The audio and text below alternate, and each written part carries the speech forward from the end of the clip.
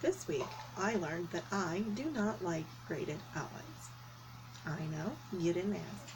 I also know it's a strange way to start a speech. Thing is, this didn't start out as a speech. It started out as me brainstorming / whining on Word, trying to think of how to start my week 5 reflection assignment. I was thinking of what I've learned during the week, and the first thing that came to my mind was how much I dislike being required to make an outline. Grading outlines makes them harder to use because of the rules involved in composing a correct outline. Knowing that your organizational tool is going to be evaluated reduces the efficacy of that tool because you're no longer free to use it at will. Rather, you must conform your writing to fit the desired outcome of a properly formatted outline.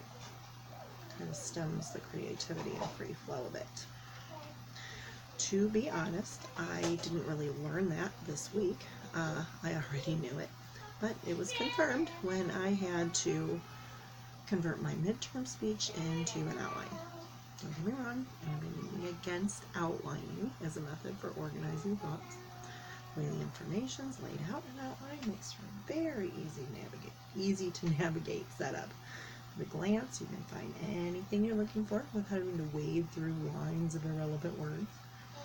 According to Hunter College's Rockowitz Writing Center, outlining is generally considered to be a particularly useful way to visualize logical progression of your argument and to shape your paper in relation to the purpose of your writing. In other words, an outline makes it easy to organize and reorganize your material into an order that has the best flow, is the most cohesive, and offers the reader or listener the best chance of understanding your finished work. Yep, there's lots to like about using outlines when you're in the process of putting together a speech, presentation, or paper. But a graded outline? No, that's a horse of a different color.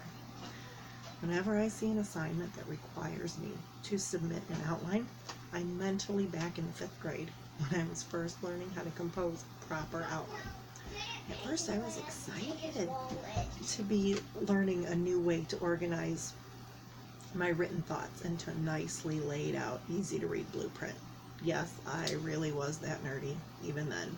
But the outline's user-friendly format made so much sense. Switching back and forth between numbers and letters, the related topics and subtopics, made it so easy to keep track of which ideas went together. And there were Roman numerals. What? But then the teacher explained one of the subtler rules of outlines. You couldn't have an A topic without a corresponding B topic. You weren't allowed to have a number 1 subpoint without a number 2 subpoint.